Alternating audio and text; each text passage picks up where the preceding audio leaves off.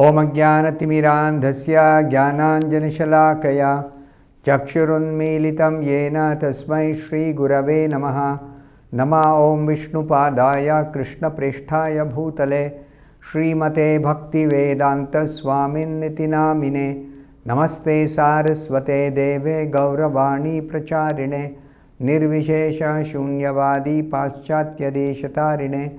Jaya Shri Krishna Chaitanya Prabhu Nityananda Shri Advaita Gadadhara Srivasadi Gaura Bhakta Vrinda. Hare Krishna Krishna Krishna Hare Hare Hare Rama Rama Rama Hare Hare. Om Namo Bhagavate Vasudevaya Narayanam Namaskritya Naram Chaiva Narottamam Devim Saraswatim Vyasam Tato Jayamudirayet.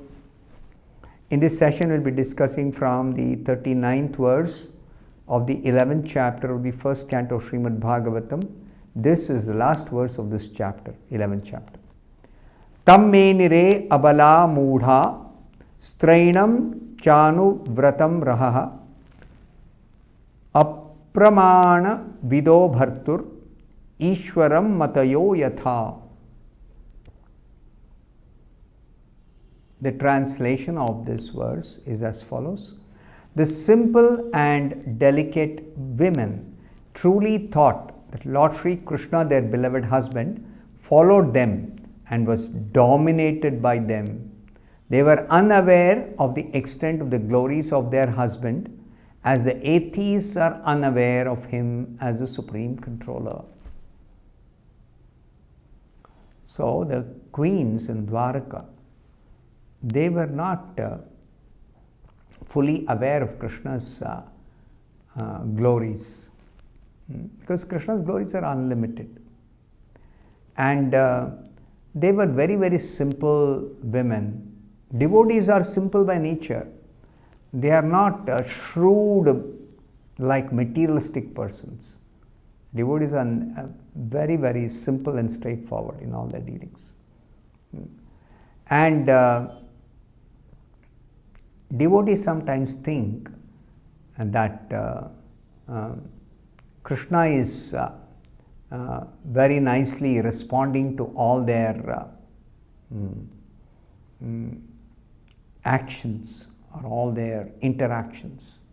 But actually the fact is, Krishna is only reciprocating because the pure devotees are engaged in his devotional service unconditionally. That's the only reason Krishna reciprocates, and there is no other reason.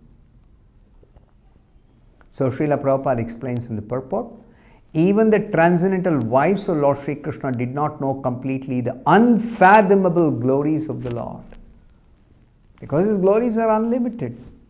Nobody can estimate what is the extent of Krishna's glories. To give an example, Lord Ananta Sesha, he is got millions and billions of hoods. Ananta means unlimited. So he is holding all the universes on his hoods. And how many universes are there? So many millions and billions of universes. And he is glorifying Krishna by his millions of mouths. And he has not been able to reach the end of the glorification of Krishna. He's been glorifying since the beginning of creation. And he's been glorifying. We keep on glorifying till the end of the duration of this life of the universe.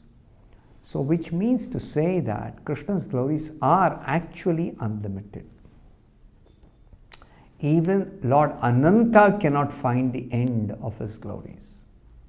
So what to speak of anybody else? Now, the ignorance of the devotees, pure devotees, about Krishna's glories is not mundane, is not due to material influence. It's because in such a case of the pure devotees, there is the action of the internal potency of the Lord. the spiritual potency, the internal potency, Yoga Maya. Why is there this action of Yoga Maya? Because there is an exchange of feelings between Krishna and his eternal associates, which Yoga Maya facilitates. The Lord exchanges transcendental relations in 5 ways: as proprietor, master, friend, son, and lover. And in each of these pastimes, he plays fully by the potency of Yoga Maya, the internal potency. He plays exactly like an equal friend with the cowherd boys, or even with friends like Arjuna. Arjuna orders Krishna, please take my chariot between the 2 armies, and Krishna very nicely takes the chariot exactly according to the order of Arjuna.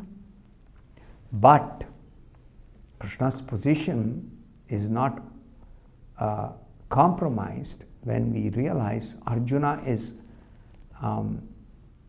affected by seeing the relatives on the enemy side, and Arjuna becomes afflicted by confusion. Should I fight? Should I not fight? And Krishna instructs him in Bhagavad Gita. So from that we understand Krishna's supreme position is unaffected, by Krishna assuming the position of a chariot driver subordinate to Arjuna. He plays, that is Lord Krishna, plays exactly like a son in the presence of Yashoda Mata. He plays exactly like a lover in the presence of the cowherd damsels. And he plays exactly like a husband in the presence of the queens of Dwaraka. Such devotees of the Lord never think of the Lord as a supreme. They don't think he is supreme, but think of him exactly as a common friend, a pet son, or a lover or husband, very much dear to their heart and soul. That is the relation between the Lord and his transcendental devotees. It's a relationship. And these are called pleasure pastimes of the Lord. Simply for the sake of pleasure, the Lord reciprocates. And the devotees also serve him simply to give him pleasure. Krishna wants to please his devotees. Devotees want to please Krishna. This is what is going on in the spiritual world. In all spiritual relationships, this is what is going on. Eternally this goes on. This is not understood by the materialistic persons, by atheists, by common people, by those who are under the influence of the illusory energy. They cannot understand this. When the Lord descends, he does so along with his entourage to display a complete picture of the transcendental world where pure love and devotion for the Lord prevail without any mundane tinge of lording it over the creation of the Lord. See, what is going on in the spiritual world eternally, always. The Lord, when he comes down, he wants to give us a sample. He wants to display a sample of what's going on there. Why? Just to attract us who are stuck up in this material world with a misconception that I belong to this material world, I am this material body. So, to deliver us, to get us out of this entanglement, Krishna very mercifully, very kindly comes. And he comes with his associates. And he displays exactly what is going on there, so that we become attracted. Because Krishna is always engaged in pleasure pastimes with his pure devotees. We can also join Krishna in those pleasure pastimes, provided we purify our material contaminated heart. That is important. We should also purify by the process of bhakti, and we can also become completely free from material miseries, from material entanglement, from the repetition of birth and death. We can get out of this material existence because Krishna will take us. back to his own personal abode. Here, simply we are engaged in some lauding over material nature, or engaged in some sense gratification, because we are always in want of some happiness. We are seeking happiness because our heart is dry without any natural experience of bliss. That's not our natural position in the material world, to always be blissful. Whereas in the spiritual world, or in contact with Krishna, in devotional service, there's always transcendental bliss. Naturally, always it's there. So you should carefully understand this difference from the descriptions in the Bhagavatam. You should understand the difference.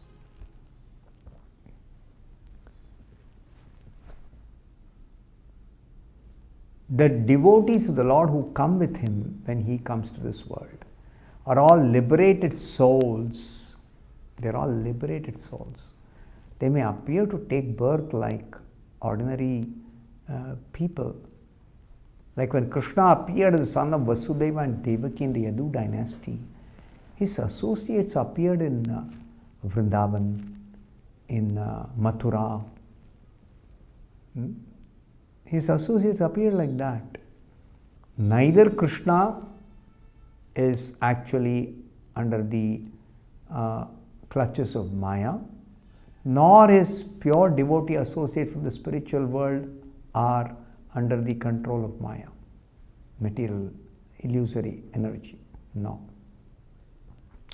Even though they take birth, even though they seem to be performing some ordinary activities, they are completely aloof, because their consciousness is, the devotee's consciousness is pure Krishna consciousness.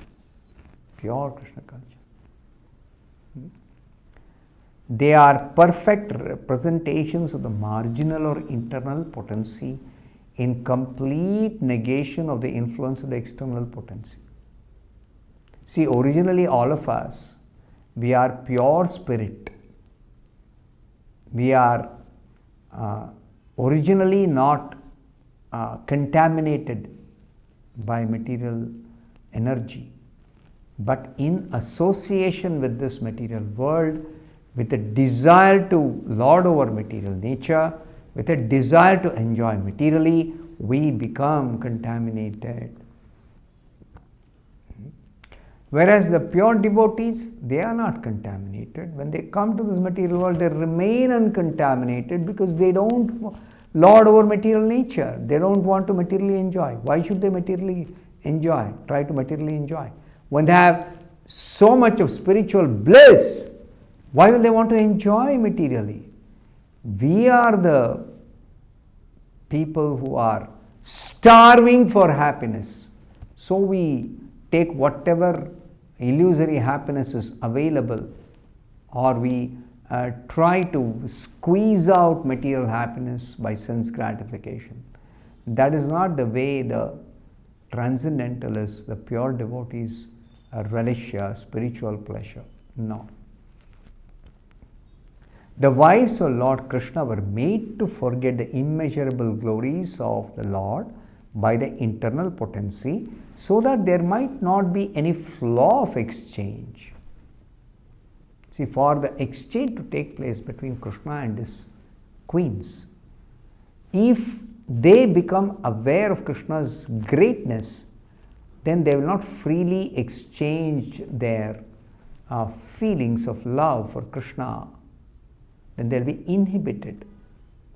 So, to enable them to have a free exchange of their loving feelings with Krishna, the external potency will make them forget Krishna's real greatness.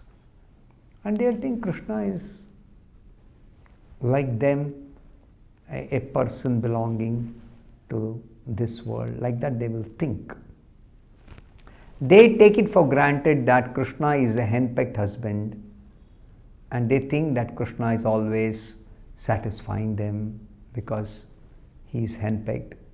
But actually, he is satisfying because he is pleased by their devotional service. That is the reality. So we should understand this carefully from the Bhagavatam. I'll stop here. Thank you very much. Hare Krishna.